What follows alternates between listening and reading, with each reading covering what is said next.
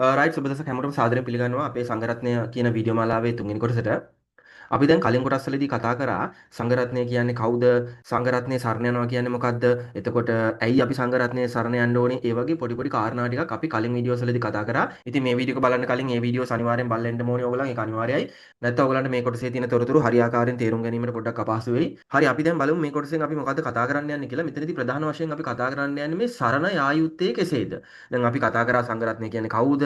එතන ඇයි අපි සංඝරත්නයේ සරණ යන්න ඕනේ? එහෙම කතා කරා. එතකොට අපි දැන් මෙතන බලමු සරණ යා යුත්තේ කෙසේද? දැන් කොහොමද සරණ යන්නේ? right? දැන් මේ කොහොමද සරණ යන්නේ කියන එකට දැනට ඕගලන්ගේ මනස්වල ඇතිනේ මේ දේවල්. ඕගලන් ගිහිල්ලා බණ අහනවා, මල් පහන් පූජා කරනවා, වඳිනවා පුදනවා, හාමුදුරුවන්ට දානෙ දෙනවා, හාමුදුරුවන් ගැන ගුණ කථනය කරනවා. ඒතර හාමුදුරුවන්ගෙන් දේවල් ඉගෙන ගන්නවා.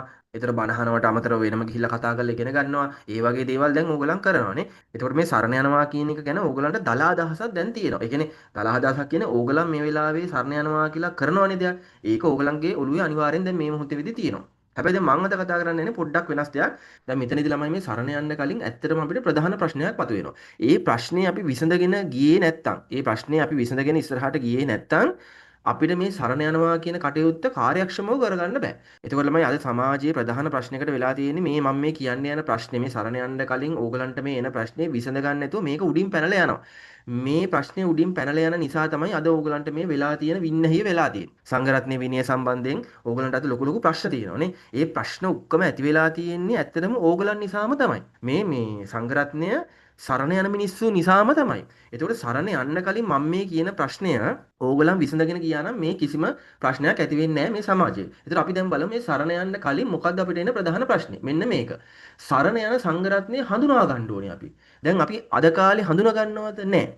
ඔහේද සිවුරක් දාගත්ත ගමන් අපි සරණ ගියා. බොක් ගාලා. සිවුරක් දැක්ක ගමන් අපි දඩස් ගාලා සරණ යනවා. නේ? සාදු සාදු කිව්වා අනේ හාමුදුරනේ කිව්වා සරණ ගියා. නේ? එහෙම සංස්කෘතියක් සහ පුරුද්දකට වැඩ කරන්නනේ අපිට පුරුදු වෙලා තියෙන්නේ අද නේ. එතකොට අපි සංඝරත්නය සරණ යන්න කලින් අනිවාර්යයෙන් මේ සරණ යන සංඝරත්නය හඳුනා ගන්න ඕනේ. දැන් කොහොමද ළමයි අපි මේ සංඝරත්නය හඳුනාගන්නේ?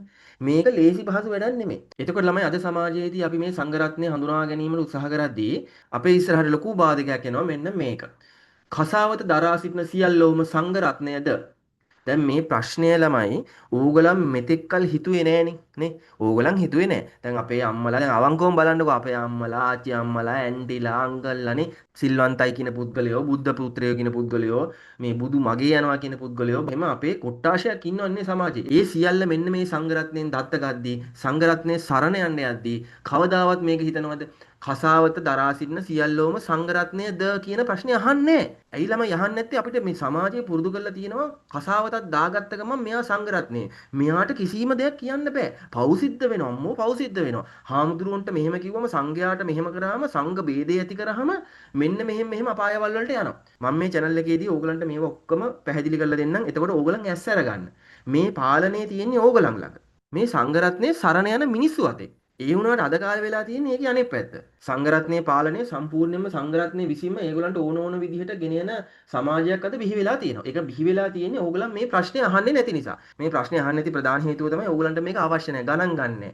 මොකද ඕගොල්ලන් සංඝරත්නයේ සරණ යනවා කියන එක ඇක්ටිව්ලි කරන්නේ නැහැ. මම දැන් අර කලින් වීඩියෝ එකේදී කිව්වා ඕගොල්ලන්ට ඕගොල්ලන් ඇක්ටිව්ලි කරන්නේ නැහැ. ඕගොල්ලන් ඒක නිකන් අර කුරුල්ලෙක් මේ හාල්ලට අහුලනවා වගේ තමයි කරන්නේ. තනින් තන කිසි පිළිවෙලක් නැතුව එහෙම තමයි ඕගොල්ලන් කරන්නේ. එහෙම කරන නිසා ඕගොල්ලන් මේකේ බරපතලකම ගන්නෙ නැහැ. ඒක ඇඟට ගන්නෙ නැහැ. ඒතර ඒක පළවෙනි දේ. දෙවෙනි දේ තමයි මේ ප්‍රශ්නේ කල්පනා කරන්න හරි ඕගලන්ට සමාජයේ විසින් තත්ත්වයක් හදලා නැහැ. ඒ කියන්නේ ළමයි හාමුදුරුවරු විසින්ම දේශනා කරනවා ටීවී එකේ මේ සංඝ ભેදය, සංඝයා තරහ කිරීම, සංඝයා ගැන වැරදි කතා කිරීම, මේවා කොච්චර දරුණු පවුද, මේ වගේ කරපු කට්ටිය අද මේ වගේ අපායවල වල ඉන්නවා කියලා හෙන කයිවාරුවක් ඇත්තටම මේ කසාවත දරාගෙන ඉන්න හොරු කණ්ඩායමක්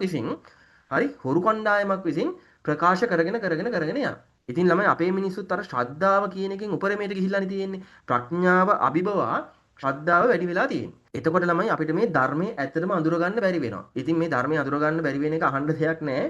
ඕගලන්ගේ ප්‍රඥාව එන්න අඩු වෙනවා. ශ්‍රද්ධාවෙන් විතරක් මේ ධර්මයේ ඕගලන්ට මේ ගෙනියන්න බෑ. සමහර ළමයි ඉස්කෝලවල වල හෙන සාන්ත විදිහට මේ කාලය ගත කරනවා. එතකොට මේ ළමයි කොට්ටාශයක් ඉන්නවා. එහෙම සද්ද නැතුව ඉන්නේ Tamanට අර ඉගෙන ගන්න කරන්න අමාරු නිසා. ඒ කියන්නේ ඉගෙන ගන්න කරන්න අමාරුයි ටීචර් ප්‍රශ්නයක් අහයිද කියලා බයයි. ඒතකොට ඒ වගේ එකක් හින්දා තමයි ඒ ළමයා සද්ද නැතුව ඉන්නේ. මේක ඇත්තටම ඉස්කෝලවල වල මේ සාමාන්‍යයෙන් තියෙන දෙයක්. ඒ ළමයි සයිලන්ට් එකේ ඉන්නේ සද්ද නැතුව ඉන්නේ. ඒ ළමයි බයයි ටීචර් ප්‍රශ්නයක් අහයිද මට මේක තේරෙන්නේ නැහැ. ඒතකොට මම මේක කොහොමද කරන්නේ සද්ද නැතුව ඉන්න ගැඟට ගුණයි කියලා ඒ ළමයා සද්ද නැතුව ඉන්නවා. ඉතින් අර එහෙම සද්ද නැතුව හිටියයි කියලා ඒක නිකන් ශ්‍රද්ධාව වගේ. ඉතින් එළියෙන් බැලුවම මේක ශ්‍රද්ධාවන්තෙක් වගේ තමයි ඒ ළමයා පේන්නේ. හැබැයි ඇත්තටම මෙතන වෙලා තියෙන්නේ වෙනත් කතාවක් නේ. ඒ වගේ තමයි මේ ධර්මයේ ළමයි මේ ශ්‍රද්ධාව තිබුණයි කියලා ඕගලන්ට මේ ධර්මයේ තේරුම් ගන්න බෑ. මේ විශ්වයේ තියෙන්නේ මං හැමදාම කියනවා කැලෑ නීතිය. එතකොට මේක අඳුර ගන්න ඕනේ. මේක තේරුම් ගන්න ඕනේ. එතකොට ශ්‍රද්ධාවෙන්ම විතරක් එහෙම වෙන්න පුළුවන් නම් එහෙනම් අඟුලිමාල මේ කියන මේ පුද්ගලයා මහරහතන් වහන්සේ කෙනෙක් වෙන්නේ නැහැ. මේක ප්‍රඥාවෙන් තමයි අඳුර ගන්න ඕනේ. මේක ශ්‍රද්ධාවෙන්ම නෙමෙයි. ශ්‍රද්ධාව ඕනේ ඒක ඇතුළට යන්න. ඇතුළට ගියාට පස්සේ තමන්ගේ නුවණ ඒ සියල්ල අවශ්‍ය වෙනවා මේ වැඩේ කරගන්න. දැන් අපි කතාව වෙන පැත්තකට යනවා. මම මෙතනදී කියන්න ගත්තේ මේ කසාවත දරා සිටින මිනිස්සු කොට්ටාශය අපි ඇත්තටම සංගරත්නයේද නැද්ද කියලා අඳුරගන්නේ කොහොමද? දැන් මේක හරි අමාරු කාර්යයක්. දැන් පොලිස් නිලධාරියෙක් අපි ගත්තොත් කාකි ඇඳුම ඇඳන් ඉන්න හැම පොලිස් නිලධාරියාම පොලිස් නිලධාරියෙක්ද කියලා අපින් ප්‍රශ්නයක් ඇහුවොත් එහෙම ඉතින් අපිට ඒක ගොඩක් දුරට උත්තරේ ඔව් කියලා දෙන්නත් පුළුවන් නැති අවස්ථා තියෙනවා. මොකද හොරෙක් කාකි ඇඳුම ඇඳගෙන අපේ ගෙදරට ඇවිල්ලා මේ මොකක් හරි මංකොල්ලයක් කරලා යන්න පුළුවන් පොලිසිය කෙනෙක් වගේ ඇඳගෙන නේ. එහෙම වෙන්න පුළුවන්. ඒ වුණාට සමාජයේ පොලිස් නිලධාරියෙක් ගත්තම මේ නිලධාරියාගේ ඇඳුමත් එක්ක ගත්තම දැන් අපි දන්නවා මෙයා නිලධාරියෙක් කියලා. ඒතකොට මේ නිලධාරියාට කරන්න පුළුවන් බැරි වැඩ අපි සමාජයක් වශයෙන් මේ නීති රාමුව ඇතුලේ අපි අඳුරනවා නේ. අඳුරන. ඒතකොට අපි දන්නවා මේ නිලධාරියා සමාජය කරන වැඩ වලින් අපිට මේ වැඩ දිහා බලන් ඉඳලා කියන්න පුළුවන් මෙයා ඇත්ත පොලිස් නිලධාරියෙක්ද හොරෙක්ද කියලා අපිට සාමාන්‍යයෙන් කියන්න පුළුවන්. හැබැයි ළමයි සංඝරත්නය එහෙම බෑ. කසාවතක් දාගත්තට පස්සේ හරිම අමාරුයි. මෙයා සත්‍ය සංඝරත්නයක්ද නැත්නම් දූෂකයෙක්ද පල් හොරෙක්ද මංකොල්ලකාරයෙක්ද එහෙම කියලා අපිට අඳුර ගන්න බෑ. දේශපාලකයෙක්ද අපිට අඳුර ගන්න බෑ. මේක හරිම අමාරු දෙයක්. ඒතකොට මේක අපිට කෙලින් අඳුර ගන්න බැරි නිසා අපි වෙන වෙන මාර්ග වලින් තර්කානුකූලව තමයි අපි අඳුර ගන්න ඕනේ මේ සංඝරත්නය ඇත්ත සංඝරත්නයක්ද බොරු සංඝරත්නයක්ද කියලා. අනිත් එක තමයි දැන් මම ඉස්සරහට යන්න කලින් කියන්න ඕනේ මේක හොඳට අහගන්න. මේ සංඝරත්නය කියලා මිනිස්සු කොට්ටාශයක් ඉන්නවනේ. මේ මිනිස්සුන්ගේ හැදියාවත් මේ මිනිස්සුන්ගේ මේ කිසිම දෙයක් අපිට පාලනය කරන්න බෑ. නේ අපිට කියන්න බෑ ඔයා සංඝරත්නය ඔයා මෙහෙම ඉන්න ඕනේ කියලා අපිට කියන්න බෑ. අපි කොච්චර කිව්වත් ඒ මිනිස්සු ඉන්නේ ඒ මිනිස්සුන්ට ඕන විදියට. දැන් ඔයා ගිහිල්ලා බල්ලෙක්ට කියන්න පුළුවන්ද ළමයි අනේ බලු පැටිය උඹ බුරන්න එපා. උඹ අද ඉඳලා බුරන්න එපා. එහෙම කියන්න පුළුවන්ද? කියන්න බෑ.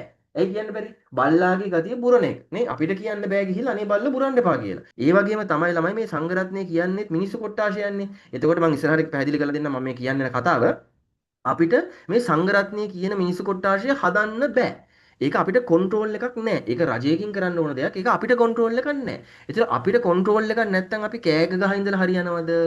නැහැ. අපි මොකද්ද කරන්න ඕනේ? අපි අපේ පැත්තෙන් පාලනයක් ගන්න ඕනේ. අපි සංඝරත්නය ආශ්‍රය කරන විදිහ යම්කිසි ආකාරයකට පාලන තන්ත්‍රයක් ඇතුළේ කරන්න ඕනේ. දැන් අපි බලමු ඒක කොහොමද කරන්නේ? කසාවත දරා සිටින සියල්ලෝම සංඝරත්නය නොවේ. දැන් ඔයගොල්ලෝ හැමෝම මේක දන්නවා. දැන් අද මේ වීඩියෝ එක රෙකෝඩ් කරන වෙලාවේ දැන් ලංකාවේ ලොකු ප්‍රශ්නයක් ඇවිල්ලා තියෙනවා නේ සංඝරත්නය පිළිබඳව. ඒතර මිනිස්සුන්ගේ ඇස් පොඩ ඇරෙනවා. ඒතර ඔයගොල්ලන්ට දැන් මේ වීඩියෝ එකේ ඉස්සරහට යද්දි මේක හොඳට තේරෙයි. කවුද මේ සංඝරත්නය කියන්නේ? අපිට ඇත්තටම සංඝරත්නය අවශ්‍යද? ඒතර සංඝරත්නය අපිට අවශ්‍ය නම් අපි සරණ යන්න ඕනේ. ඒතර සරණ යනවා කොහොමද සරණ යන්නේ? සරණ යන්න කලින් අපි අඳුර ගන්න ඕනේ මේ හාමුදුරුව ඇත්ත හාමුදුරුව කෙනෙක්ද පල් හොරෙක්ද කියලා දූෂකයෙක්ද කියලා මංකොල්ලකාරයෙක්ද කියලා අපි අඳුර ගන්න බෑ. ඒ අඳුර ගැනීමට අපිට බුද්ධිය පාවිච්චි කරන්න සිද්ධ වෙනවා. අපි දැන් බලමු කොහොමද මේක යන්තම් හරි කරගන්නේ කියලා. හරි දැන් මුලින්ම ළමයි මම ඔයගලන්ට අර කලින් වීඩියෝ එකේදීත් කිව්වා සංඝරත්නය කොටස් කිහිපයකට බෙදෙනවා. ඒතර එක්තරා කොට්ටාශයක් ඉන්නවා ඒ ආරාම වල කැලේ භාවනා කරන මේ හාමුදුරුවෝ කොට්ටාශයක් ඉන්නවා. ඊට පස්සේ හාමුදුරුවෝ කොට්ටාශයක් ඉන්නවා මේ පන්සල් මේ ආයතනයේ ආශ්‍රයෙන් ජීවත් වෙන. උන්වහන්සේලා දානවලට වඩිනවා පන්සලේ වැඩ කටයුතු කරනවා ඒ කියන්නේ දායකයන්ගේ වැඩ කටයුතු බලනවා එතකොට අනිත් එක අපේ සංස්කෘතිය ඉස්සරහට ගෙනියන්න පන්සල් හදනවා එතකොට මේ බුද්ධ ධර්මයේ කටයුතු ඉස්සරහට ගෙනියන්න යම්කිසි ප්‍රචාරණ කටයුතු වල යෙදෙනවා ඒ වගේ හාමුදුරුවෝ කොට්ටාශයකුත් මෙතන ඉන්නවා. ඒතර මං කිව්වා තමයි මේ කහපාට බෝලේ ඇතුලේ හාමුදුරුවෝ කොට්ටාශයක් ඉන්නවා මේ පන්සල් ආයතනයේ ඇතුලේ ඉඳගෙන මෙන්න මේ මිතන්ට පයින් කට්ටියකුත් තියෙනවා. කියන්නේ භාවනා කරනවා. ඒ හාමුදුරුවෝ භාවනා කරනවා. ඒතර මම ඔයගොල්ලන්ට කලින් කිව්වා අපිට මෙන්න මේ කොට්ටාශය තමයි වටින්නේ. අපිට මේ කොළපාට රවුමේ තියෙන කොට්ටාශයෙන් කමටහනක් ගන්න තියෙනවා නම් අපිට මේ සරණ යන්න තියෙනවා නම් ඇත්තටම හොඳයි. ඒක තමයි වෙන්න ඕනේ. ඒක තමයි විය යුත්තේ. හැබැයි එහෙම අපිට කරන්නද සමාජයේ තත්ත්වයක් නැහැනේ. අපිට වැඩි හරියක්ම ඉන්නේ මේ පැත්තනේ. නේ? වැඩි හරියක්ම මේ පැත්තේ ඉන්නේ. ඒ පැත්තේ ඇතුලේ ඉන්න කට්ටියත් මේ බෝලේ මම මෙහෙම කාපාටින් ඇන්දර මේ බෝලේ ඇතුළේම ඩොට් එකක් වගේ තමයි අදින්න තිබ්බේ මට. එතකොට එච්චර අඩු හාමුදුරුවෝ කොට්ටාශයක් තමයි මේ පැත්තට ඔළුව දාන්න බලාගෙන ඉන්නේ. ඒක ඩොට් එකක් තියන්න තිබ්බේ මට. මේ ලොකු රවුමක් ඇඳලා හරියන්නේ නැහැ ඒකට. මේ රවුමත් ඇත්තටම ලොකු වැඩි. එතකොට අපි සංඝරත්නයේ සරණ යන්නේ ඇයි කියන්නකෝ. අපිට තොරතුරු ගන්න දැන් අපි ත්‍රිපිටකයේ තොරතුරු නැහැ අපිට ඒක කියවන්න කම්මැලි කියෙව්වත් සමහරට තේරුම් යන්නේ නැහැ. එතකොට අපිට භාවනා කරලා අපිට ප්‍රැක්ටිස් එකක් නැහැ. දැන් භාවනා කරද්දි කතාවක් කියනවා ළමයි ගුරුවරයෙක් නැතුව භාවනා කරන්න බෑ. මේ කමටහන ගන්න බෑ. මේක කරන්න බෑ. මේ කමටහන අනිවාර්යෙන් ගුරුවරයෙක්ගෙන් ගන්න ඕනේ. ගුරුවරයෙක් ඉන්න ඕනේ කියලා කියනවා. මේකට හේතුව මේකේ සත්‍යතාවය අසත්‍යතාවය සත්‍යයක් තියෙනවා නම් කොච්චර දුරට සත්‍යතාවයක් තියෙනවද? ඇයි එහෙම කියන්නේ කියන එකේ හේතුව මම අනිවාර්යෙන් තව වීඩියෝ දෙකක් තුනක් ඇතුළත මම ඕගලන්ට අනිවාර්යෙන් කියනවා. රයිට් මේකේ ප්‍රස්තාරයක් තියෙනවා. මම මේ ප්‍රස්තාරය ඕගලන්ට පෙන්නලා හරියටම කියන්නම් මේක ඕගලන්ට මේ හොඳටම තේරුම් යන විදිහට. රයිට් දැන් අපි මෙතනදී කතා කරගෙන හිටියේ මේ අපි සංඝරත්නය තෝරාගන්නේ කොහොමද කියලා.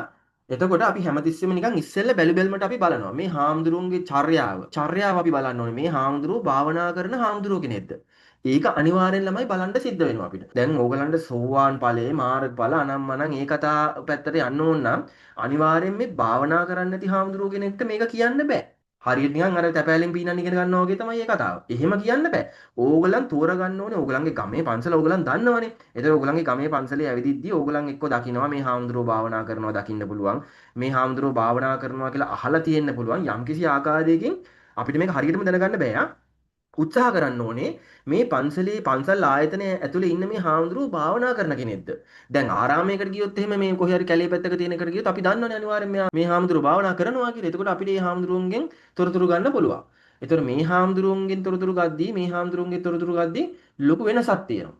ඒත් අපිට ඉතින් මේ කැලේ ඉන්න හාමුදුරුවන්ව අපිට සම්බන්ධ කරගන්න බැරි නිසා අපිට තියෙන දේෙන් තමයි අපි දෙයක් කරගන්න ඕනේ. එතකොට අපි මෙතන කල්පනා කරලා බලන්න ඕනේ මේ භාවනා කරන හාමුදුරුවෝ කෙනෙක් තමයි අපිට කමටහන් ගන්න ඇත්තටම සුදුසු වෙන්නේ. දැන් අපි ඊළඟට පොඩ්ඩක් ඉස්සරහට බලමු මේ දැන් මම කිව්වනේ සංඝරත්නය අඳුර ගන්න විදිහක් නැහැ කියලා. දැන් මම ඕගලන්ට කියන්නම් චූටි කාරණා ටිකක්. ඒ කාරණා ඔස්සේ ඕගලන්ට පුළුවන් මේ සංඝරත්නය මම කමටහන් වලට ගන්නවද? මේ සංඝරත්නය සරණ යනවද බං? මේ සංඝරත්නයගෙන් මම තොරතුරු ගන්නවද නැද්ද කියන එක ඕගලන්ට තීරණය කරන්න පුළුවන්. මම මේ ඕගලන්ට කාරණා පහක් විතර කියන්නම්. දැන් ඕගලන් ළමයි මේ channel එකේ ඉන්නේ අධ්‍යාත්මික දියුණුවක් ලබා ගන්න බලාපොරොත්තු වෙන්නේ. ඒතර ඒක සම්බන්ධ කරලා තමයි මම මේක කියන්නේ. දැන් අපි බලමු මෙන්න මෙහෙම. අත්හැරිය යුතු සංඝරත්නය. දැන් අපිට ඇත්ත කෙනා හොයාගන්න බෑනේ. දැන් මූණේ ගහලා නෑනේ ළමයි මම ඔරිජිනල් හාමුදුරුවෝ කෙනෙක්. මම කැලේ භාවනා කරන හාමුදුරුවෝ කෙනෙක්. මගේ ටාගට් එක තියෙන්නේ සෝවාන් වෙන්න රහත් වෙන්න පමණයි. මට අනිත් මගුල් කිසි දෙයක් වැඩක් නැහැ. මං කැලේට ගිහිල්ලා භාවනා කරනවා. ඒක තමයි ළමයි සංඝරත්නය කියන එකේ ඇත්තම අරුත. වෙන කිසි දෙයක් නැහැ. කසාවත හරි මොකක් හරි රෙද්දක් දාගත්ත කැලේට ගියා. හරි කැලේට ගියා නැත්තම් පාඩුවේ ඉන්න පුළුවන් දැනකට ගියා. මං කිව්වේ ඔයගලන්ට කලින් තමන්ගේ ඇඳි වතයි තමන්ට මොන හරි ඛණ්ඩ ටිකකුයි තමන්ගේ ආරක්ෂාවයි තියෙන තැනකට යනවා. ගිහිල්ලා තමන් භාවනා කරනවා. ඒක තමයි බුද්ධ කාලයේ මුල් සංඝරත්නය කියන කොටාශය කරපු දේ. නැතුව මේ පන්සල් ආයතනවත් එහෙම මේ දේවල් කරපු කට්ටිය පස්සේ තමයි ආවේ. එතකොට ළමයි ඒ කාලේ මේ චෛත්‍ය කියන සංකල්පය තිබුණෙත් නෑ. පළවෙනි චෛත්‍ය. ඇයි චෛත්‍ය ওই විදිහට හැදුවේ? චෛත්‍ය කවදද හදන්න පටන් ගත්තේ? චෛත්‍යයේ ඩිසයින් එක කවදද මේ ලෝකෙට ආවේ? ඒක මම ඕගලන්ට ඉස්සරහදී ධර්ම කාරණාවලදී හරියටම කියනවා. මේ දැන් එතකොට මේ බුද්ධ කාලේ බුදුහාමුදුරුවෝ ඉන්න කාලේ බුදුහාමුදුරුවෝ මේ ජීවමානව ජීවත් වෙන කාලේ චෛත්‍ය තිබුණේ නෑ. චෛත්‍ය තිබුණේ නෑ. චෛත්‍යයක් කියන එක ඇත්තටම පස්සේ ආවේ. ඒක ආපු විදිය මම ඔයගලන්ට පස්සේ හරියටම කියන්නම්. ඒක අපි දෙවියන්ගෙන් උත් ඇහුවා, නේත්‍රාවලින් උත් බැලුවා. ඒක අපි සනාථ කරගත්තා. දැන් එතකොට අපි මෙතනදී කරන්න යන්නේ මේ අපිට කෙලින් අඳුර ගන්න බැරි නිසා අපි පොඩි කාරණා ටිකක් දානවා. ඒ කාරණා ටික තියෙනවා නම් ඔයා ඒ සංඝරත්නය අතාරින්න ඕනේ. ඒ සංඝරත්නය ඔයාට හරියන්නේ නැහැ. ඒ කියන්නේ ඒ සංඝරත්නය අධ්‍යාත්මික ජීවිතයක් ඉස්සරහට ගත කරන කෙනෙක්ට කමටහන් ගන්න හරියන්නේ නැහැ. වෙන කාට හරි හරියන්න පුළුවන්. ඒ කියන්නේ ගෙදර දානෙට වඩම්මන්න, එතකොට මරණ ගෙදරකට වඩම්මන්න. හරි එහෙම පුළුවන්. හැබැයි මේ කතා කර ඉන්න මේ එහෙම පුළුවන්.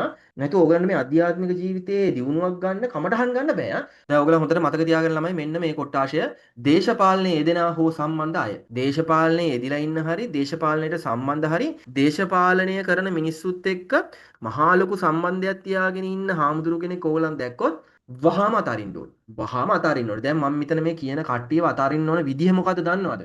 මෙන්න මෙහෙම. දැන් ළමයි තරුණ ගෑනු ළමයෙක්ගේ කකුල උඩට කැරපොත්තෙක් පයින්නවා. පැන්න පාර ඕගලන් ගසනවනේ. කෑකෝ ගහගෙන ගසනවනේ.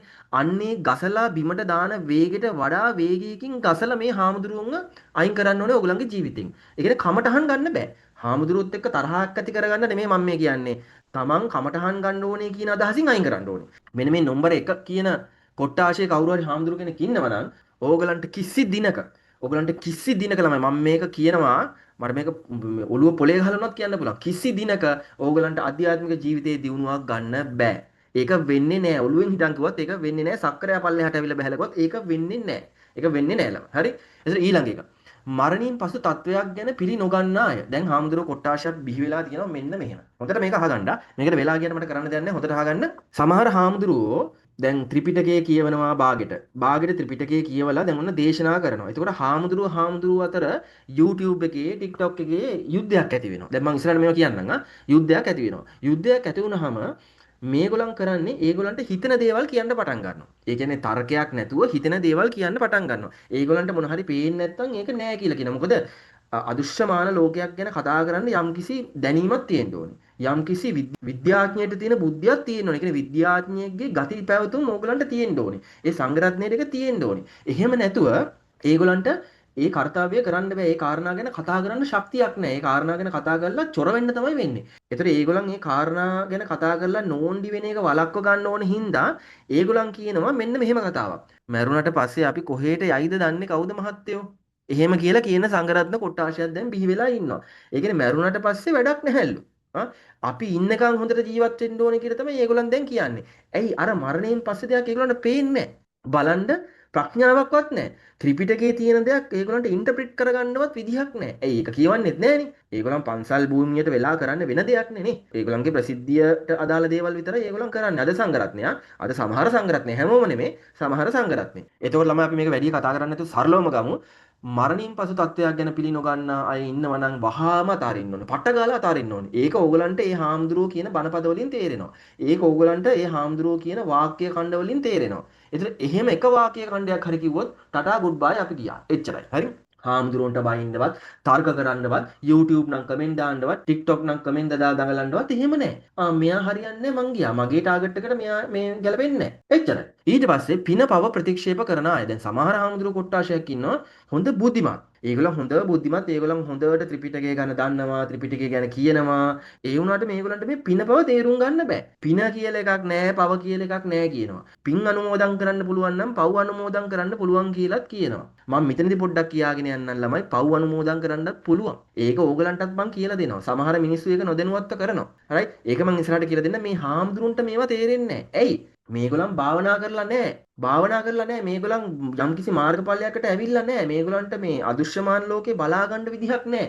මේගොල්ලන්ට පොතේ පතේ දැනුම විතරයි තියෙන්නේ. ඒතර පොතේ පතේ දැනුමෙන් ළමයි මේගොල්ලන්ට මේක බලන්න බෑනේ. බලන්න බැරි වුණාම මේගොල්ලන්ට මේක කියා ගන්න බෑ. ඇයි කියා ගන්න බැරි? සමාජයේ මිනිස්සු කොට්ටාශයක් ඉන්නවා. ඒ කියන්නේ ඔඩියන්ස් එකක්. අපි වගේ සාමාන්‍ය මිනිස්සු කොට්ටාශයක් ඉන්නවා තර්ක කරනවා. තර්ක කරාම මේ පින පව ගැන ඔප්පු කරන්න බෑනේ. ඔප්පු කරන්න බැරි වුණාම අර භෞතිකවාදීන් කොට්ටාශයක් ඉන්නවා අපේ ඔඩියන්ස් එකේ. ඒ කියන්නේ මිනිස්සු. ඒ කියන්නේ සමස්ත ජනතාවේ ඉන්නවා භෞතිකවාදී. ඒගොල්ලන්ගේ බැල්ම ලබා ගන්න තමයි මේ හාමුදුරුවෝ මේක කරන්නේ. ඒතර මේ හාමුදුරුවෝ කියනවා මේ පින පවත් කියලා දෙයක් නැහැ. මෙහෙම අවශ්‍ය නැහැ. මේක මෙහෙම නෙමෙයි වෙන්නේ. මේ පින පව දාලා තියෙන අපිව බය කරන්න. මේ පන්සල් ආයතනේ මේ හාමුදුරුවන්ට හම්බ කරන් කන්න. ඉතින් මෙහෙමයි. ඒක වෙනම කෑල්ලක් තියෙනවා. හැබැයි පින පව කියලා එකක් තියෙනවා.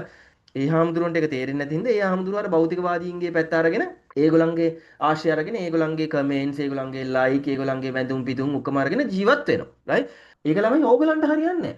ආධ්‍යාත්මික ජීවිතේ ඉස්සරහට යනවා නම් මෙන්න මේක අනිවාර්යෙන් තියෙනවා. මේ ගැන කවුරු හරි වැරදියට කතා කරොත් මේක නෑ කියලා මේක ගැන සැකයි කියලා වහම අයින් වෙන්න එතනින්. වහම අයින් වෙන්න ඉන්න නම් එපා පුතේ. ඊළඟට දිව්‍යතල අපාය ප්‍රතික්ෂේප කරන කට්ටිය. මේ අනිත් එක. හරි? දැන් මේ අනිත් එක ළමයි දැන් මේ බුද්ධ ධර්මයේ ඕන තරම් තැන්වල දේශනාවල තියෙනවා මේ දෙවියොත් සමග සම්බන්ධතාව ඇති කරගෙන ගනුදෙනු කරපු ඒ කියන්නේ දේශනා කරපු දේවල්. එතකොට දැන් මුල් බුද්ධ දේශනා කියලා එකක් තියෙනවා අටුවාව කියලා තියෙනවා. මොම කෑලි ගොඩාක් දැන් තියෙනවනේ. එතකොට අපේ සමහර කසාවත දරාගත්ත කට්ටියක් මිනිස්සු කොට්ටාශයක් තර්ක කරනවා මේ දිව්‍යතල නෑ. මේ අපායක් කියලා එකක් නෑ. මේ අපායේ දිව්‍ය ලෝකෙ දෙකම තියෙන්නේ අපේ හිතේ කියලා කියනවා. ඒකත් අර උඩේක වගේම තමයි. ඒගොල්ලන්ට දැනුම ගන්න කැපැසිටි එකක් නැහැ. බලන්න විදිහක් නැහැ. අර මෙහි හැපිලා දැන් අම්බාරට මහන්සි වෙලා ඉන්නේ. එතකොට මොකද්ද කරන්නේ? අනේ මේ මගුල කරන්න බෑ බං අපිට හරි මහන්සි මේ දිව්‍ය තලත් නැහැ කියමු අපායත් නැහැ කියමු වැඩි ඉවරයිනේ. එතකොට කතා දෙකක් නැහැ නේ කියලා අන්න එහෙම ෂේප් වෙන්න බලනවා. ඉතින් මෙන්න මේ කාරණේ යම්කිසි හාමුදුරුව කෙනෙක්ගේ කටින් එළියට එනවා නම් වහාම බොහොම ස්තුතියි හාමුදුරුවනේ කිව්වා. ඔයා මාරු වුණා. එච්චරයි. වෙන කිසිම දෙයක් කරන්න බෑ. ඔයාලා හාමුදුරන්ට චෝදනා කරන්නවත් එක එක තැන්නල එක එක හාමුදුරුවෝ ගැන වැරදි කියනවත් අපිට ඒව අවශ්‍ය නැහැ. ඒ කාලේ ගත කරන්න ඕගොල්ලන් සල්ලි හම්බ කරන්න ගත කරන්න. ඒ කාලේ. ඕගොල්ලන්ගේ ආධ්‍යාත්මික ජීවිතය ගත කරන්න තොරතුරු හොයන්න ඒ කාලේ ගත කරන්න. නිකම් බුරුවට ඕගොල්ලන්ගෙන් කළු ශක්තිය එළියට දාගන්නයි කළු ශක්තිය ඇතුළට ඇදලා ගන්නයි දඟලන්න එපා. ඒතර ඊළඟට බණ ඇසීම පමණක් ඇති. භාවනාව ඕනෙම නැහැ. එහෙම කියන හාමුදුරුවෝ කොට්ටාශයක් ඉන්නවා. දැන් මම කලින්වත් කිව්වා ඒක හාමුදුරුවෝ කෙනෙක් ඉන්නවා. ලොකු හාමුදුරුවෝ කෙනෙක් ඔය කොළඹ හෙන මේ පොෂ් ඇන්ටිලා ටිකක් එහෙම මේ හාමුදුරුවෝ ගාවට යනවා. හරි. එතකොට මේ හාමුදුරුවෝ වෙබ්සයිට් දාගෙන YouTube දාගෙන හෙන දේශනා කරනවා. ඇස් වහගෙන දේශනා කරන්නේ අර ඇන්ටිලා ඉතින් ඔක්කොම රැවටෙනවා මේ හාමුදුරුවෝ සෝවාන් කියලා. ඉතින් මේ ඇන්ටිලාගෙන් අහුවම කියන්නේ මේ පුතේ මේ හාමුදුරුවෝ බලන්නකො ඇස් වහගෙන මේ දේශනා කරන්නේ ඇස් අරින්නවත් නැහැ බලන්නකො මෙයා සෝවාන් වෙලා ඉන්නේ. ඒතර එහෙම තමයි දැන් ඒගොල්ලන් තීරණය කරගන්නේ මොන තරම් මට හිතා ගන්න බෑ මේ මිනිස්සුන්ගේ තර්ක ඥාණයට මොකද වෙලා තියෙන්නේ කියලා. හරි. ඒතර ඒ වගේ දෙයක් හිතන තියෙන. ඒතර කවුරු හරි කියනවා නම් බණ ඇසීම දෙය හාමුදුරුවෝ ඇත්තටම දේශනා කරනවා. දේශනා කරලා කියනවා බණ ඇසීම පමණක් ඇති. බණ අහගෙන ඉන්න ඕගොල්ලෝ සෝවාන් වෙනවා. ඒතකොට අපි සෝවාන්ද කියලා දැනගන්නේ කොහොමද කියලා අහපුවම නෑ ඕගොල්ලන්ට ඒක තේරෙයි. ඒක අනිවාර්යෙන් සෝවාන් වෙච්ච කෙනෙක්ට තේරෙනවා සෝවාන් වුණා කියලා. ඕගොල්ලන්ට ඒක තේරෙයි කියලා කිසිම තර්ක න්‍යායක් එතන නෑ. කිසිම තර්කයක් හිතන නැහැ කිසිම ලොජික් එකක් හිතන දෙන්නෙත් නැහැ මේ අපිට නිකම්ම කියනවා බණ අහගෙන ඉන්න එතකොට අපි සෝවාන් වෙයි කියලා. ඉතින් එහෙම සෝවාන් වෙන්නේ නැහැ. එහෙම මනස දියුණු වෙන්නෙත් නැහැ. එහෙම කිසිම දෙයක් ඕගලන්ට ගන්නත් බෑ. දැන් නිකන් දැන් මේක නිකන් ළමයි මෙහෙමයි පාස් පේපර්ස් කරලා එක්සෑම් එකට ඉඳ ගන්න නැතුව හැමදාම ඉගෙනගෙන ගියාම මේ එක්සෑම් මුකුත් කරන්නේ නැතුව මේ මයිල්ස්ටෝන් වලට යන්නේ නැතුව තමන් අලුත් දේවල් කරන්නේ නැතුව මේ දැනුම පාවිච්චි කරලා හිටියාම ඕගලන්ට නිකම්ම සල්ලි අතට එයි ඕගලන්ගේ ජීවිතේ නිකම්ම සාර්ථක වෙයි කියලා කියනවා වගේ කතාවක් තමයි මේ බණහනවා කියන කතාව. ඒතකොට ඇත්තට මේ හාමුදුරන්ට ඕනේ මේ හාමුදුරන්ගේ වටේ මහා ජනකායක් රැස් කරගෙන එයාට බණ කී ඉන්න තමයි ඕනේ. එච්චරයි. මොකද උන්වහන්සේගේ දැනුම් පද්ධතිය එතනින් ඉවරයි. ඒතර ඉතින් දැනුම් පද්ධතිය ඉවර කෙනෙක්ගෙන් එහාට දැනුමක් ඕගලන්ට ගන්න බැහැනේ. ඒතර මම කියන්නේ මෙන්න මේ වචනේ ඇහුනොත් මෙන්න මේ කතාව ඇහුනොත් ඩුක් ගාලා අර විදිහට ඕගලන් අයින් වෙන්න ඕනේ. දැන් ඊට පස්සේ ළමයි විශේෂ එකක් තියෙනවා. ඕපපාතික ජීවීන් මනුෂ්‍ය මිම්මෙන් මනිනාය. දැන් මම මෙතන මේ පාට දෙකක් දාලා තියෙනවානේ ළමයි. මේ පාට දෙකේ රතු පාට ටික තිබුණොත් එහෙම හොඳට මතක තියාගන්න පට්ට ගාලා මාරු වෙන්න ඕනේ. ආයේ තප්පරයක්වත් එතන ඉන්න බෑ. මේ ටික තිබ්බයි කියලා වැඩි දඟලන්න එපා. අවබෝධයෙන් අහන් ඉන්න. මොකද මේ හාමුදුරුවන්ගෙන් ඕගලන්ට මේ කහපාට ටික කිව්වයි කියලා මේ හාමුදුරුවෝ ඕගලන්ට නොගැලපෙනවා වෙන්නෙම නෑ. ඕගලන්ට ත්‍රිපිටක දැනුම මේ හාමුදුරුවන්ගෙන් ගන්න පුළුවන්. හරි මේ කහපාට කතාව කියන හාමුදුරුවන්ගෙන් ඕගලන්ට ත්‍රිපිටක දැනුම ගන්න පුළුවන් නිසා පොඩ්ඩක් රැඳී හිටියට කමන්නේ. හැබැයි මේ ටික ඔළුවේ තියාගෙන ඉන්න ඕනේ. ඔන්න අපි ඉතින් කහපාට ටිකෙන් අපි පළවෙනි එක බලමු. ඕපපාතික ජීවීන් මනුෂ්‍ය මිම්මෙන් මනිනාය. දැන් මෙතනදී මේ හාමුදුරුවෝ පිළිගන්නවා ඕපපාතික ජීවීන් ඉන්නවා කියලා. හැබැයි ළමයි මේ කසාවත දරාගත් මේ මනුෂ්‍ය කොට්ටාශය මේ ඕපපාතික ජීවීන් මනුෂ්‍යයන් හා සමාන කරනවා. දැන් ඒක හාමුදුරුව කෙනෙක් හිටියා. ඒ කාලේ ඉතින් TikTok උයි ඔය YouTube බනම් ප්‍රසිද්ධ වෙන්න කලින් ඉතින් හාමුදුරුව කෙනෙක් හිටියා. මිනිස්සු ගොඩාක් එයාට වර්ණනා කරා. මේ ගොඩාක් එයාව ඉස්මුදුනින් පිළිගත්තා. එහෙම කරා. එතකොට එන්නේ හාමුදුරුව හැමතිස්සෙම දෙවියන්ට බයින. දෙවියන්ට බයින. විශේෂයෙන්ම මේ කතරගම දෙවියන්ට. කතරගම දෙවියන්ට හැමතිස්සෙම බයිනවා. දැන් බයින්නෙත් මේ ලේසි පහසු විදියකට නෙමෙයි. එතන උන්වහන්සේ කියනවා මෙහෙම මේ ළමයි 6 දෙනෙක් හිටියලු. ඒ ළමයි 6 දෙනා ශිව දෙවියන්ගේ භාර්යාව වන පාර්වතී මෑණියෝ මෙහෙම බදාගත්තලු එකට. එකට බදාගත්ත පාර ඒගොල්ලන් ඔක්කොම එක්කෙනෙක් වුණාලු. එක්කෙනෙක් වෙලා මේ මූණු 6යි අත් 12යි ආවලු. හරි? එහෙම ආවලු. එතකොට එයා කියන මූණු 6යි අත් 12යි ආවනම් ලිංගේන්ද්‍ර 6කුත් එන්න ඕනේ. නැත්තම් ලිංගේන්ද්‍ර 12කුත් එන්න ඕනේ කියලා දැන් කියනවා. එතකොට යහම්දුර කියන කොහොමද මේ දෙවියට ලිංගේන්ද්‍ර 12කුත් තියෙනවනේ අනම්මනම් කියලා ඒ වගේ නිකන් අර අසික්කිත ගණේ හරි අනුවන ගණේ ජෝක්ස් කරනවා. ජෝක් එකක්. ඇත්තට මේක ජෝක් එකක් ළමයි. ඉතින් ඒ හාමුදුරුවෝ ඒක අපිට ජෝක් එකක් වුණාට ඒ හාමුදුරුවන්ට ජෝක් එකක් නෙමෙයි. හාමුදුරුවෝ ඒක නිකන් ඇත්ත වගේ කියලා හිතාගෙන කරන්නේ. ඒතර දැන් මං උතන හිටියානම් මං නැකිట్లా අහනවා හාමුදුරුවනේ ඔබ වහන්සේ මේක දන්නේ කොහොමද? එතනින්ම හාමුදුරුවෝ left. එතකොට ඒ වගේ අද මිනිස්සු තර්ක කරන්නේ තර්ක කරන්නේ මොකද තර්ක කරන්න බැරි තැනකට ගෙනලා තියෙන මම මේ කතාව වෙනම ඕගලන්ට වීඩියෝ එකකින් කියන්නම් ඇයි එහෙම වෙලා තියෙන්නේ කියලා. දැන් මෙතනදී කතා කරන්නේ මෙන්න මේ හාමුදුරුවෝ මේ මනුෂ්‍ය ජීවීන් විදිහට තමයි අර මේ දෙවියවත් ගන්නෙ. දෙවියන්ට තියෙන ශක්තියෙන් දේව ශක්තියක් කියන්නේ මොකක්ද කියලාවත් දන්නේ නැහැ.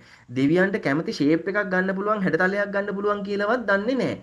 දෙවියන් ආහාර ගන්නවද, දෙවියන් නිදා ගන්නවද, දෙවියන් කාමී හැසිරෙනවද කියලාවත් දන්නේ නැහැ. මේගොල්ලෝ මේ මුකුත් දන්නේ නැහැ. දන්නේ නැති කමට ඔහේ කියවනවා. දන්නේ නැති කමට ළමයි ඔහේ කියවන. ඉතින් අදේ හාමුදුරුවෝ මිය ගිහිල්ලා ඉන්න තැන නිකන් අපිට මෙතන කියන්න සුදුසු නෑ ළමයි. කියන්න බෑ ඉන්න තැන. ඉතින් ඒ වගේ තැන්වල ඉන්නේ මම ඔය පර්සනලි මිනිස්සුන්ට නම් කියලා තියෙනවා කතා කරාම ඇත්තටම හරිම ඉතින් මේ අපරාධයක්. ඒ කියන්නේ තමන්ගේ මනුෂ්‍ය ජීවිතයෙන් ප්‍රයෝජනයක් ගත්තේ නෑ. හරිම අපරාධයක්. ඉතින් ඒක වුණේ කොහොමද කියලා මම ඉස්සරහට කියන්නම්. අනිවාර්යෙන් කියනවා. මේ ඉස්සරහට කියනවා අනිවාර්යෙන් කියනවා. පන්නල යන්නේ. එතකොට මේ සමහර හාමුදුරුවෝ මේ දෙවිවරුන්ගේ හැඩතල, ඒගොල්ලන්ගේ රූප, ඒගොල්ලන් හැදිලා තියෙන විදිය කිසි දෙයක් දන්නේ නැතුව මිනිස්යා විදිහට ගන්නවා. මිනිස්යා විදිහට මිනිස්යාගේ ලෙවල් එකට දාලා ගන්නවා. එතකොට මේගොල්ලන්ට වරදිනවා. එතකොට ඉතින් අර මේ මහා ශ්‍රද්ධාවෙන් ඉන්න මිනිස්සු ටික නම් රැවටෙනවා. එතකොට මේ හාමුදුරුවෝ හරිම තරහෙන් හිටියේ බුදුරජාණන් වහන්සේත් එක්ක හරි දැන් අපි බුදුරජාණන් වහන්සේගේ පින්තූරේ තියලා පල්ලෙහෙන් මේ දෙවිවරුන්ගේ පින්තූර තියෙනවට ඒ හාමුදුරුව හරිම අකමැති. එම හාමුදුරුව හරිම ආවේගිකින් තමයි එතන ඒක දැකලා ක්‍රියා කරේ. එයාට ඕන වුණා මිනිසුන්ගේ මේ පහන් කුටි වලින් තනිකර මෙයාව අයින් කරන්න. මේ කතරගම දෙයියෝ කියන කෙනාව අයින් කරන්න. විතර විෂ්ණු දෙයියන්ට නම් මුකුත් කිව්වේ නෑ මේ විෂ්ණු දෙයියෝ මේ අපේ කෙනෙක් අනම්මනම් කියලා. එහෙම ඉතින් කතාවකුත් යනවා. මම දෙවියන් කියන මාතෘකාව යටතේ ඕගලන්ට මේව ඔක්කොම කියනවා. ආය ඕගලන්ට ළමයි හොයන්න දෙයක් නැති වෙන්නම කියනවා. එතකම් පොඩ්ඩක් ඉවසගෙන ඉන්න. මොකද මමත් මේ හරි මහන්සියෙන් මේ කතා කරන්නේ. ඇත්තට මේ Red Bull BB තමයි මම මේ ඕගලන්ට වීඩියෝ කරන්නේ. හරිම මහන්සි. මට එච්චර මහන්සි. මේ තියෙන වැඩ කන්දරාවත් එක්ක. මේ ගෙදරින් බැනුම් අහනවා සීනි හැදිලා මැරෙයි කියලා. මේවා බීලාම. හරි ඒතර අපි මාතුකාවට එමුකෝ. එතකොට මෙන්න මේ වගේ කතා කියන සංගරත්නය දැක්කොත් පොඩ්ඩක් අයින් වෙන්න බලන්න.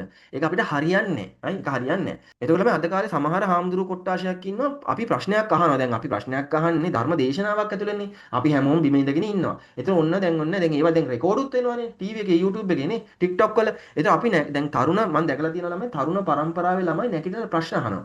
ඒ ළමයි අහන ප්‍රශ්නවත් හරියට ඒගොල්ලන් දන්නේ නැහැ. ඉතින් අර හාමුදුරුවන්ගෙන් ප්‍රශ්න ඇහුවම හාමුදුරුවෝ උත්තරේ දන්නෙත් නැහැ. එතකොට මොකද දැනද කරන්නේ? හාමුදුරුවෝ පෙරලා ප්‍රශ්නයක් අහනවා. ප්‍රශ්නයක් අහලා මේ ප්‍රශ්නේ අහන්නේ මේ කොල්ලව අපහසුතාවයට පත් කරන්න. මම හොඳට මේක දැකලා තියෙනවා. අපහසුතාවයට පත් කරන්න තමයි මෙන්න මේ ප්‍රශ්නේ අහන්නේ. ප්‍රශ්නේ අහපු ගමන් අර කොල්ලා නෝන්ඩි වෙනවා. ඒ කොල්ලාට සපෝට් එක දෙන්න, ඒ කොල්ලට හරි කෙල්ලට හරි සපෝට් එක දෙන්න අර දායක සභාවේ අර වටපිටාවේ ඉන්න දායක සභාව නෙමෙයි අර ශ්‍රාවකයෝ සෙට් එක. කවුරුත් ඉදිරිපත් වෙන්නේ නැහැ. ඒ ළමයා නිකන් නැගිටලා ප්‍රශ්නයක් අහලා නෝන්ඩි වෙලා ආයෙත් ඉඳ ගන්නවා. අන්න ඒ වගේ දේවල් කරන හාමුදුරුවෝ ඉන්නවා. ඒ හාමුදුරුවන්ට ඒකට උත්තරේ දෙන්න දැනුම නැහැ. දුන්නොත් තව ප්‍රශ්නයක් ඇහුවොත් කෙලවෙලා යනවා. ඒ නිසා තමයි ඒ කසාවත දාගත්තේ පුද්ගලයා එහෙම කරන්නේ. හරි? ඒතර ඒ වගේ හාමුදුරුවන්ව දැක්කම වහාම අතාරින්න. ආයේ කතා දෙකක් නැහැ. වහාම අතහැරලා දාන්න. මොකද ඕගලන්ට ගන්න දෙයක් නැහැ ඒගොල්ලන්ගේ. ඒකයි. හරි? ඊළඟට දේශනා කරන තර්ක විතර්ක සිත සහ චේතනාව මුල් කරගෙන කරන්නේ නැහැ. මේ මොකද්ද මේ? ඕගලන් දැන් මේ හාමුදුරුවන්ගෙන් දැන් ධර්මය අහනවනේ. දැන් ළමයි මේ මොකද්ද මේ අපි කතා කරන්නේ? දැන් කසාවත දාගත්ත පුද්ගලයා ඇත්තටම සංඝරත්නයක්ද කියලා මේ අපි බලන්න යන්නේ. අපිට මේක කොහෙවත් ලියලා නැහැ නේද? ඒකට අපි මේ තර්ක වලින් තමයි මේක බලන්නේ. දැන් ඕගලන් කරන්නේ අධ්‍යාත්මික ජීවිතේට ඩේටා ගන්න එකනේ මෙතනින්. නේ දත්ත ගන්න එකනේ. එතකොට මෙතනින් දත්ත ගadi දැන් ඔන්න ඕගලන් දේශනාව අහන් ඉන්නේ. මේ හාමුදුරුවෝ කියන තර්ක විතර්ක අනිවාර්යෙන් හැමතිස්සෙම සිත සහ චේතනාව මුල් කරගෙන තියෙන්න ඕනේ. දැන් මම මේකට පොඩි උදාහරණයක් ඕගලන්ට දෙන්නම්. දැන් TikTok එකේ ඉන්න හොඳ හාමුදුරු කෙනෙක් ඇත්තටම හොඳ බණ කියනවා. මේ හාමුදුරු ළම ඔක්කොම මේ 50 50 50 ඉන්නේ. හොඳ හාමුදුරු ඉන්නවා බණ දේශනා කරන. ඒ කියන්නේ පට්ට හොරු සෙට් එකක් ඉන්නවා වෙනම. ඒ කියන්නේ කසාවත දාගත්ත හෙන හොරු සෙට් එකක් ඉන්නවා. ඒගොල්ලන් නෙමෙයි මම මේ කියන්නේ. ඇත්තටම බණ කියන හාමුදුරුවෝ කොට්ටාශයකුත් ඉන්නවා. ඒ බණ කියන හාමුදුරුවෝ කොට්ටාශයෙන් උත් 50%ක් හරි දේවල් කියනවා 50%ක් වැරදි දේවල් කියනවා. වැරදි දේවල් කියන්න හේතුව වංචාවක් කරනවා කියන එක නෙමෙයි. තමන්ගේ දැනුම අඩුකම. ඒ කියන්නේ තමන්ට තියෙන අවබෝධය අඩුකම තමයි එහෙම කීමට හේතුව. එතකොට මේක ගැන පොඩ්ඩක් මම උදාහරණයක් දෙන්නම් ඔයගලන්ට. ඔන්න එක හාමුදුරුවෝ කෙනෙක් දේශනා කරනවා හාමුදුරුවන්ට කැප නැහැල්ලු වලවල් හරන්න පොළවේ. right? හාමුදුරුවන්ට කැප නැහැල්ලු පොළවේ වලවල් හරන්න. එතකොට මේ හාමුදුරුවන්ට මේ ආවාස ගේ ළඟ මොකක් හරි ඉතන වලක් කපාගෙන මොකද්ද කරන්න අවශ්‍යතාවයක් තිබුණලු. එතකොට මේ හාමුදුරුවෝ කියන ඕන වෙන වැඩකට බැකෝ එකක් ආවලු. මේ පන්සලට. ඊළඟට මේ හාමුදුරුවෝ කියනවා ඒ හාමුදුරුවෝ ඥානය පාවිච්චි කළා. කෙලින්ම කියන්නේ නැතුව මෙතන වලක් හරන්න කියලා කෙලින්ම කියන්නේ නැතුව අර බැකෝ එකේ මිනිස්සයාට කියලා ඒ හාමුදුරුවන්ට ඕන තැන වලක් හාරගත්තලු. හැබැයි කෙලින්ම කිව්වේ නැහැලු. මොකද කෙලින්ම කියන්න තහනන්නලු. හරි?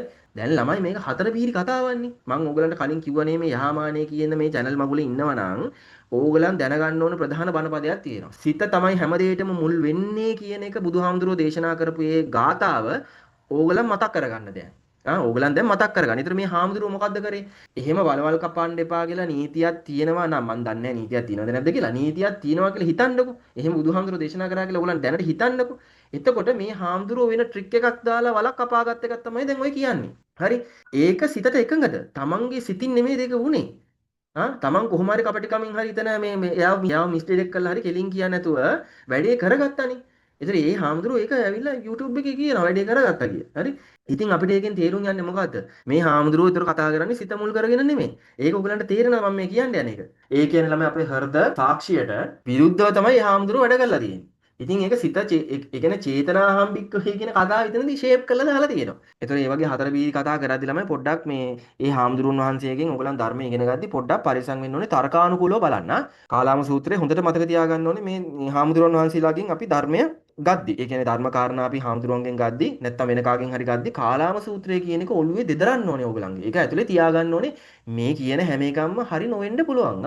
අන්න එහෙම කියලා මේ ඕගලන් පොඩ්ඩක් ඔළුව ඇතුලේ කොනක මේ පොඩි ලයිට් එකක් පත්තු කරගෙන ඉන්න ඕනේ. ඇලර්ට් එකේ ඉන්න ඕනේ. ඒතකොට අවසානයේදී ඕගලන්ට මේ ඇටේරියා වනයේ දේශනාව නොදන්නා අය.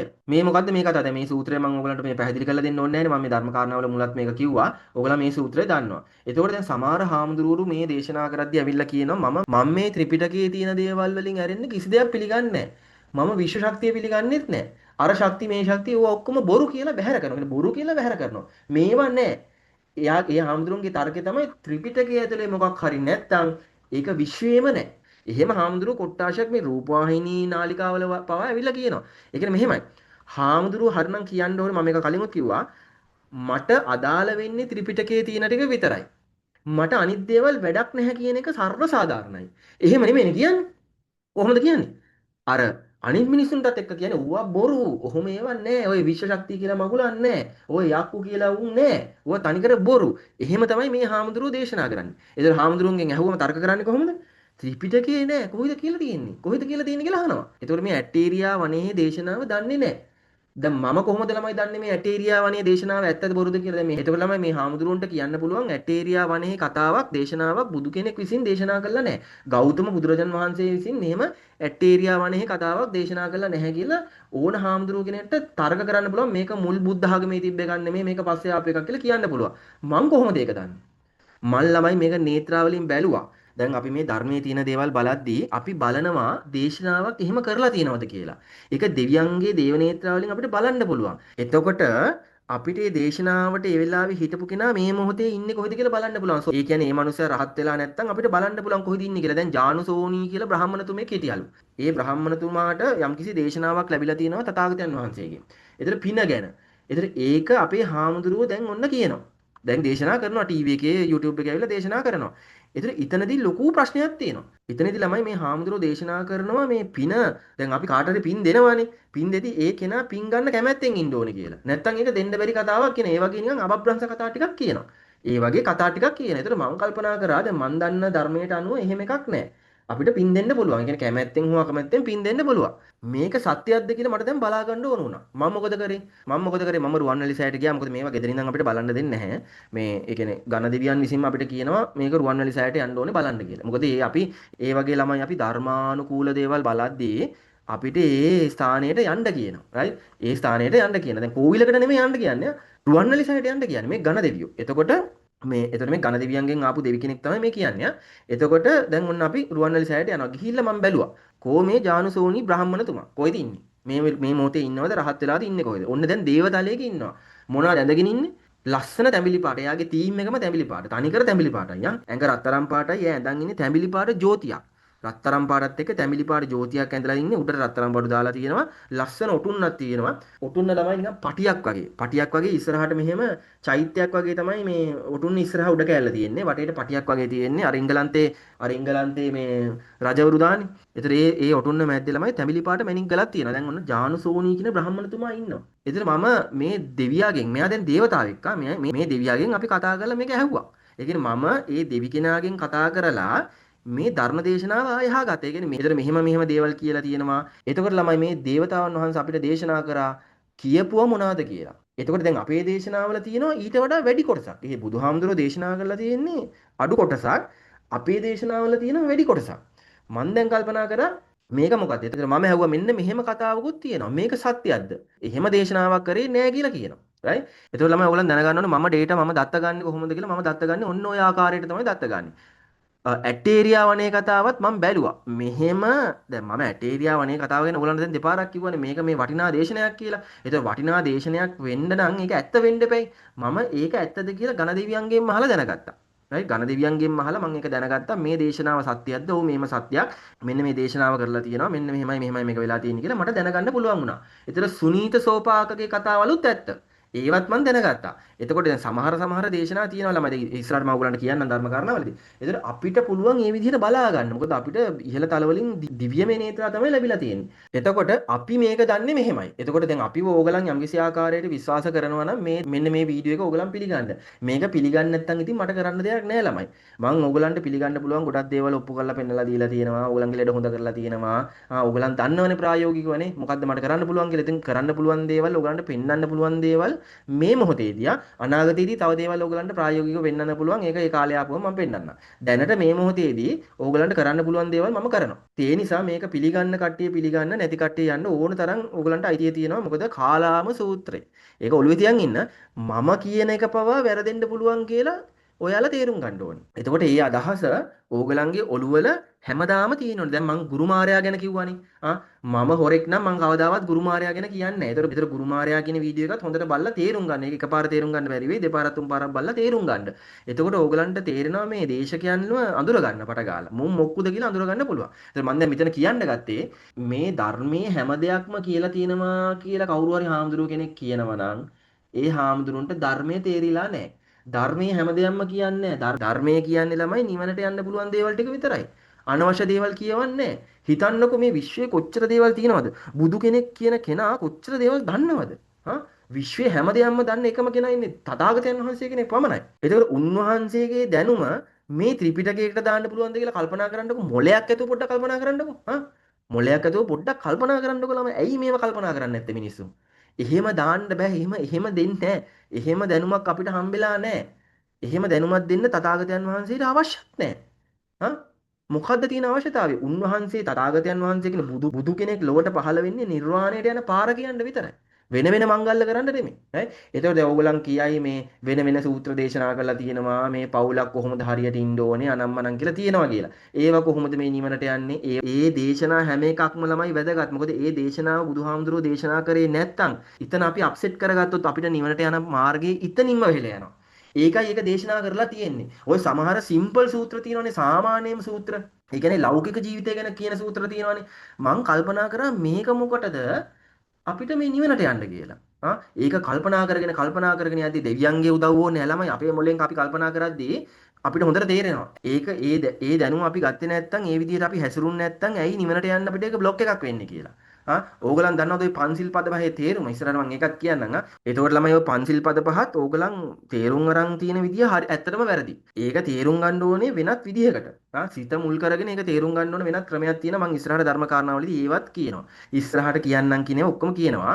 එතකොට පොඩ්ඩක් ඉවසගෙන ඉන්න. එතකොට මෙන්න මේක. දැන් ඕගලන් දන්නවා මෙන්න මේ කාරණා ටික ඕගලන් ලියලා හරි තියාගන්න මේ කාරණා. ඒ කියන්නේ මීට වඩා කාරණා තියෙන්න පුළුවන්. මේක ළමයි මම මගේ ප්‍රඥාවෙන් දකින විදිහට තමයි ඕගලන්ට දුන්නේ. මේක මේ දෙවිවරු කියපු එකක් නෙමෙයි. වර්ධවා තේරුම් ගන්න එපා. මේක දෙවිවරු කියපු එකක් නෙමෙයි. මගේ ප්‍රඥාවෙන් මගේ නේත්‍රාවලින් මම බල්ලා ඇනලයිස් කරලා හදාගත්ත ටිකක් තමයි මේ.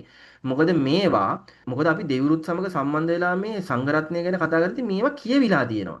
එහෙම මෙහෙන් කියවිලා තියෙනවා. ඒ අල්ලගත්ත ඒවා තමයි මම මේ ඔයගලන්ට කියන්නේ. නැතුව මට පවා එකපාරට බුද්ධියක් පහළ වෙන්නේ නැහැ මේවා ඔයගලන්ට කියන්න.